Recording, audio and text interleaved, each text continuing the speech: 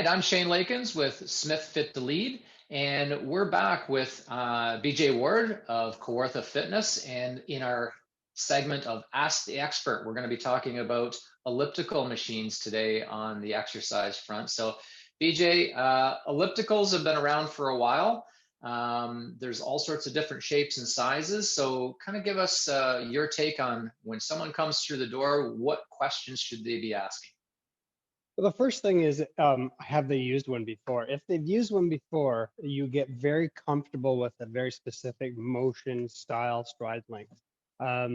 It's easy for me when somebody hasn't used an elliptical, but they want something that is less impact. The reason that's easy is because they'll get on 3 or 4 different ellipticals. One, they'll just go, aha, and it kind of lean towards an elliptical with that type of motion. The motion is typically dictated by whether the flywheel's in the front or in the back, and then the stride length. And a rear drive elliptical is very linear, almost like cross-country skiing in the motion, whereas a front drive, typically you have a more of a climbing action. You think if you had big, bulky snowshoes on trying to climb up a hill, that type of thing. So again, if somebody comes in, they've been using one at their club, and they've gotten used to a very specific stride, we have to match that up as much as possible. That being said, it's like getting a new vehicle. When you get into the first time, everything's different. The seat's different, the mirrors are a different spot, the wheel's different, and you get used to it. It's the same with an elliptical for the most part. Yeah. And when we talk about treadmills, obviously you have kind of the speed and the grade. Those are the two kind of changes that you can kind of really make to kind of change the intensity. With the elliptical, it's a little bit different. And so give us a little bit of an idea of how you can kind of change the intensity on elliptical. Well, same thing they have, instead of speed, it's an intensity or a resistance level. So if you go up in resistance, it makes it harder to keep the thing in motion.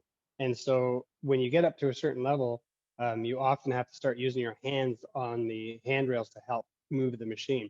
That doesn't typically last very long because you do tire with your upper body pretty quickly. But you also, on a lot of ellipticals now, they have an adjustable incline to give you a bit more variation. Personally, unless that's something really, really important to you, I don't recommend it, because with an elliptical, you're putting all your body weight on the machine, and then the motion, you're moving it back and forth, torquing it all the time. When you put a power incline in there, there's a lot more pivot point. And unless you're paying a premium to get a really good quality elliptical, it's inevitably going to get loose and create squeaks and stuff like that. It's more problematic. You don't need that for an elliptical. Yeah, and kind of when we talked about treadmills, you kind of have to get to a certain price point with a treadmill to kind of get to the quality that you need. Ellipticals are probably a little cheaper on that end of things, but they obviously can get really expensive too. But I think the price point's probably a little bit lower to get kind of the equal grade from a treadmill. Well, yeah, it's you're the drive system in an elliptical. When you get on a treadmill, the drive system's moving the belt this way, and you're getting on it trying to stop it, essentially. So it's working against, you're working against it. So inherently, it's like the brakes in your car, you're using them, they're wearing. If you're on an elliptical, you're the drive system. Typically, ellipticals now are a magnetic resistance, so it's invisible. A magnet moves closer to a flywheel, and that gives you the resistance. There's no friction. So the cost of entry to a good elliptical is definitely lower than a treadmill, typically under $1,000 Canadian. There are still some of the cheaper models of ellipticals out there that use kind of the belt resistance, I believe. And what would be your recommendation on that style?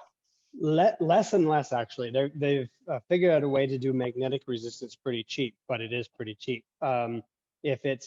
Sometimes you'll have a big flywheel with a mechanism here with magnets almost glued to it, and that gets closer to the flywheel. It doesn't offer a lot of range, and no high end at all. It's good for beginners, but you're probably going to progress out of it.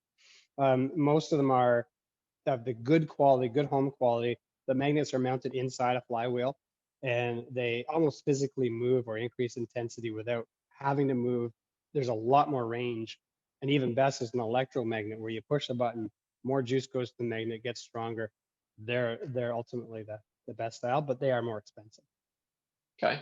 And so kind of wrapping up our elliptical end of things, one of the things that I've always kind of tell clients with ellipticals is you have to go try it. And I think you already touched on that. And Yeah. you know, the rationale for that, and I know we've had a conversation about this, is I know I had a client and he was fairly tall, and the idea was that they were going to put the elliptical in the basement. And I said, you may want to measure the height of the ceiling. And when they measured it and kind of where he would be standing up on the elliptical, literally they'd have to cut a hole in the floor in the upstairs so that he could actually get his head in there. Yeah, So I said, yeah. the good news is you can watch TV upstairs while you exercise downstairs, That's it. but That's it's not very functional. So it's really important to ask somebody like yourself, because they're gonna save some time and probably some grief getting it into their home and realizing, oh, I didn't think about the height of the Yes. ceiling. Yeah, so Typically, most ellipticals are going to raise you 9 to 13 inches off of the floor. So you have to add that to your head and then realize that you're kind of up and down while you're doing it. You don't want to be scrunching all the time. So yeah, that's yeah. definitely a consideration. And some models they're known for having a lower step height or lower platform.